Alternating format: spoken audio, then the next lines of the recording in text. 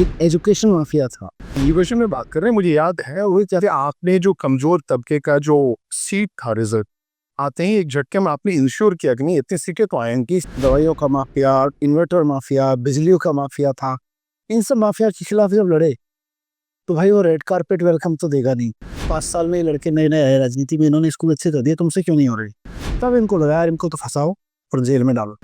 हमने स्कूल ठीक करे, सरकारी प्राइवेट स्कूल के ऊपर एक तरह से प्राइवेट स्कूलों का माफिया था। प्राइवेट स्कूलों में मैं नहीं कहूँगा, प्राइवेट स्कूल भी सारे अपना बहुत सारे अलग अलग तरीके के हैं। एक एजुकेशन माफिया था, एक हेल्थ को लेके ड्रग्स का माफिया था, दवाई। एजुकेशन में बात कर रहे हैं, मुझे याद है वो जैसे आपने जो कमजोर तबके का जो सीट था रिजल्ट आते ही एक झटके में आपने इंश्योर किया कि नहीं इतनी सीटें तो आएंगी, सीटें मिलेंगी। ये मैंने कहा ना, एजुकेशन माफिया, दवाइयों का माफिया, इन्वर्टर माफिया, बिजलियों का माफिया था। इन सब माफिया के खिलाफ जब लड़े तो भाई वो रेड कारपेट वेलकम तो देगा नहीं। वो कहीं आपकी फुल स्टॉप कॉमा की गलती पे भी आपको उठा के पकड़ेगा, और नहीं भी होगी तो बना के पकड़ेगा। अब भ्रष्टाचार तो कुछ हुआ नहीं, 1 रुपया नहीं मिला मेरे पास से, लेकिन इन्होंने मेरे ऊपर वो धाराएं लगाई जो आतंकवादियों के ऊपर लगाई जाती हैं, ड्रग माफियाओं के ऊपर लगाई जाती हैं। वो धाराएं लगा के मेरे को जेल में रख दिया। पर भगवान जानता है, मैं जानता हूँ कि सब झूठ था, सारे आरोप झूठ थे।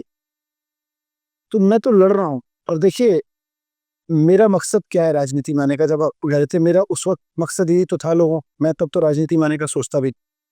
मेरे मन में ये रहता था कि भाई जित मुझे लिखना पढ़ना आता है और कानून की समझ है, इस समझ का और लिखने पढ़ने के स्किल का कुछ लोगों के लिए फ्री में उपयोग कर लेता हूँ। मैं लोगों की एप्लीकेशन बना के भेज देता था दफ्तरों के सामने। वहां से शुरू हुआ सफर, अब यहाँ तक आ गया कि मैंने स्कूल खुलवा दिए, मैंने मेरे माध्यम से दिल्ली में बहुत सारे काम हो गए।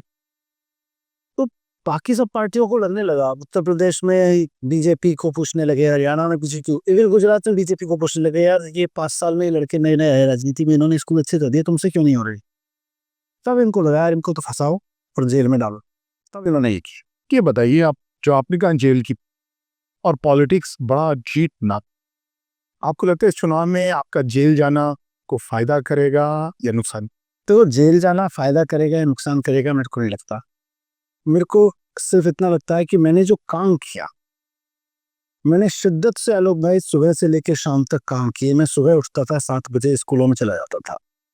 मेरे घर में मेरी वाइफ मेरे बेटे को स्कूल भेजने के लिए उस दौरान तैयार कर रही होती थी, और मैं नहा धो के अपना पैंट शर्ट डाल के गाड़ी में बैठता था और किसी स्कूल में जाके खड़ा होता था, बच्चों से बात करता था, टीचर से बात करता था, समझता था, बिल्डिंग देखता था। पूरे दिल्ली के स्कूल छान मारे मैंने, टीचर्स से खूब सुझाव लिए, प्रिंसिपल से खूब सुझाव लिए। तो मुझे लग रहा है कि उससे फायदा मिलता है। Don't miss out. Log on to oneindia.com for more updates.